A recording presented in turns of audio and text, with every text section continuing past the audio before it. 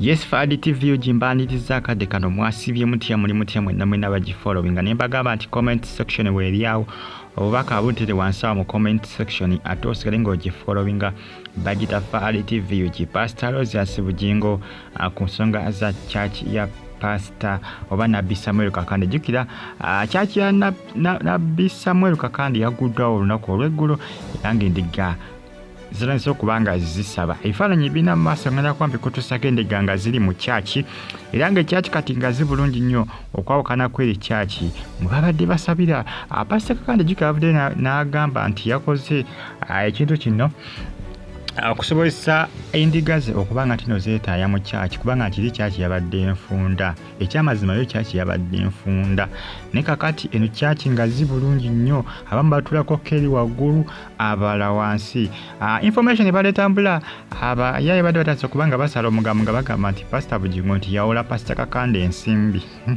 Pastor Bugingo abisambaze agaye bannange mwagala kukola ki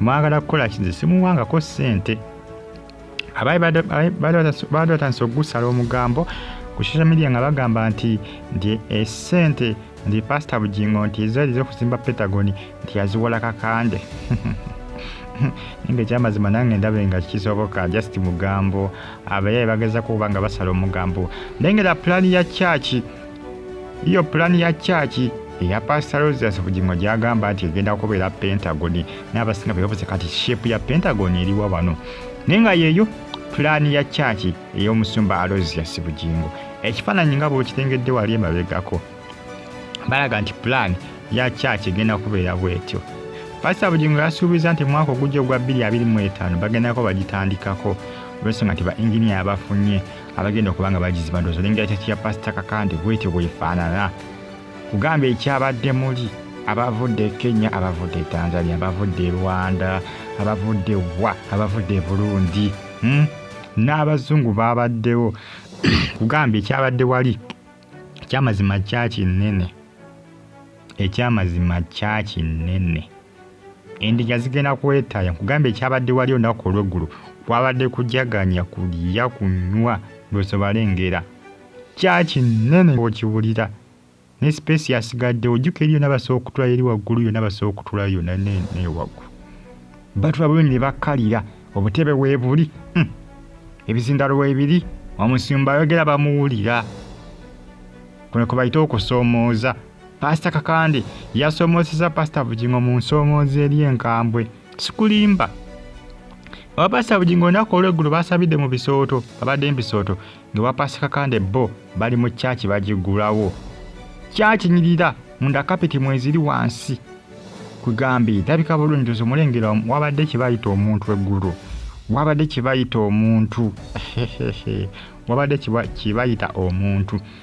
abasinga bavudde nga bagaba Pastor Bugingo nti singa akyalako ku church ya Pastor Kakande nti nayigambo engeri gye balabirira endiga abasinga bagamba nti Pastor Bugingo nti tafa ku ndiga ze jukira Pastor Bugingo omwaka guno nga gutalika ava n'agamba nti sigamba nti tafa ku bantu bwe bakundiga ze naye agamba nti akola ki ateekateeka kubanga naye ebisoota abiraba era kyova olaba agamba nti yafuye okulaba nga afuna ba engineer bagenda otuuka mu mwaka ogwa 2025 nga beeteeseteese kibategeeza nti 2025 baba kyaki bagitandikawo kubanga agamba nti ayagala sekatuve mu Krismasi mu lusooka omwaka mu January nga olusooka luwedde bagitandikeko Pastor Bugingo agamba nti ali sure nti Pentagon egenda kuba etandikibwako mu mwaka ogwa 2025 jjukira mu 2024 ng'atandika era Pastor Bugingo we yagamba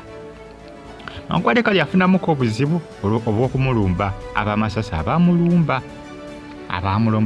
abamasasi abamulumba obuzibu obulowooza bakola ki bwamukosaamuko naye ng'ensonga zeezo ezimu ku ezo zitambulatambula akadde kano ku mitimbagano eja social media mungera okubanga mugifollowinga temujja kubaga bwegisa naye nga yo church bambi yo yaguddwa olunaku olw'eggulu era ng'endiga babadde mu kijiro olunaku olw'eggulu wabadde kweyagala wabadde kujaganya, wabadde kubiibya, ekyabadde ku kyaki kyabadde kikambwe nnyo wali ewana Samuel Kakande. Mwongere okubanga mugifollowinga, mwongere okubanga mugyekumirako, ate mpagamba nti mugimpere ka like. Bonna gimpera ka like kagiyambako ne kagiboostinga ne kagiyambako okubanga etambula netuuka wangi. Tebalagamba nti gimpere ka like ate subscribe ngonyige kade bamita Nabbi Samuel Kakande banange kyaki yaguddwa olunaku olw'eggulu. Endiga eri kyaki enkadde bagivuddemu bambagamba nti eri kyaki enkadde bagiwe Pastor Bugingo. Nange Pastor Bugingo alabidde social media nina ajja kuba azimbe newankubadde kale ye pulaani ya wagguluko era ejjatwala akabanga ekyaki ya Pastor Bugingo ya Pentagon ejjatwala akabanga pulaani nnene nnyo gye baafulumya ekyamazima gw'omuzimbi. Pastor Bugingo aguteeseteese okubanga agenda kubeera mu buwumbi na buwumbi bwa ssente. Sente zagenda okusaasaanyiza ku kyaki zigenda kubeera ssente empitirifu. Kiyinza okubagamba pulaani nnene nnyo, pulaani nnene esinga n'eya Pastor Kakande Zimbabwe. Pulaani nnene nnyo ne makiri okubagala okubanga bakozesa nyibwa bbeeyi. Tubana bagamba nti endiga zo zikyasondera ddala essente era atasobola okusonda ssente wa Pastor Bugingo ku Pentagon ave yadde adduke wa Kakande. Adduke wa Kakande kubanga ensimbi bagenda kuzisonda. Siba nti Pastor Bugingo zalinawo zimala mponziko oba oliawo. Omanyi bagamba nti abasumba baba n'ensimbi kwazi akawunti za banka okwo. Waliwo gwe bagamba mbu ayinako obuwumbi babumeka n'ezitudde okwo nazitoola kati tayongerako. Abasumba baba ne ssente bannange. Mwenye gwesanga ali obuwumbi n'obuwumbi bwazito babuwumbi nga 10 obuwumbi oba nga 10 obuwumbi nga 2 abutudde ku akawunti kisoboka naye nga obuwumbi 2 era tebujja kumala. Pastor Bugingo bajja kakana nga bamalidde mbuwumbi nga buwumbi oba nga 5 ne trillion nga ziizo nga nego manyi plan gye baagala okufuma nego manyi gye baagala okuzimba bwayagala ebeere ng'efaanana. Endiga zikyasondera ddala essente. Jjukira ensente ezimu ndowooza oba oliawo yazimbako ennyumba eyiye.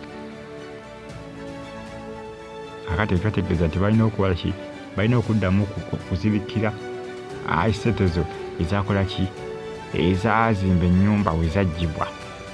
Ndowooza balengera olunaku olw'eggulo bo babadde ero nga basaba ku Sunday service n'ebifaananyi bya ggulo ku Sunday service ewa Kakande yo nga bali mu kugulawo kyaki. Pastor Bugingo endiga ze azizaamu amaanyi era ziraga nti ajja kuba azikolera essaawa yonna gye bajja kuwona ebisolo. Tulinze 225 tulabe oba oliawo n'abawoko ku njawulo nga bwazisinga nsuubiza. Newankubadde kale 224 yatambula bulungi naye agamba nti 225 tewagenda kubeerawoko ku kyenji, wagenda kubeerawoko ku kyenjawulo. Tulinze tulabe obanga agamba nti ba engineer yamaze okuba nga abafuna okuva mu ggwanga erya China, kw'ossa ne mu ggwanga erya Turkey, kw'ossa ne mu ggwanga erya mbanga ndowooza gali 3. Waliwo China, waliwo Turkey, eddala eggwanga ndyerabidde gonna mawanga g'abazimbi nnyo, g'abazimbi ba engineer bafuutukayo nnyo. Agamba nti yafunye ba engineer abeesigika abagenda okuba nga bazimba ekyaki eno era nga agamba nti pulaani yaayo ekyamazima kyo bw'ayogerako pulaani nange ndaba pulaani yo nzigumivu nnyo. Tubula mbagamba nti ensimbi bagenda kuziteekamu nnyingi era endiga zikyasonda. Abatasobola okusonda nsimbi bwa Pastor Bugingo ndowooza baveewo buvi kubanga agenda bateekamu kye bayita omuseke, guli omuseke super. Era bateekamu oluseke luli superbu. Abateekamu oluseke superbu ze mbabuulidde. Mwongere kubanga mugifollowing ate musubscribinge munyige kade comment section weeryawo oba kabuntira mu comment section ate osigale nga ogifollowing kubanga kyaki ayagala kubalenga nga kwe kuli ne Salt Media, Salt TV ne Salt FM. Kwegamba kyaki ayagala ebeereko ebintu bingi nnyo ebisikama biyitirivu nnyo.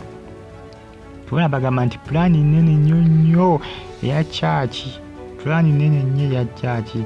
Abasinga bavudde nga bagamba nti Pastor Bugingo nti agendeeko ewa Kakande nti alabe pulaani ya Kakande gye yakola ki yakoze. Jjukira Pastor Bugingo bangi abavayo nga bamusaba banne nti akendeze ku pulaani kale eya kyaki agikyuseemuko Passa Bugingo yagaana yagamba nti yo pulaani gy'ayagala abasinga nga bagamba nti pulaani eyinza okutwala ensimbi empitirivu nnyo munnange byebyo era bulungi mweraba mbagala nnyo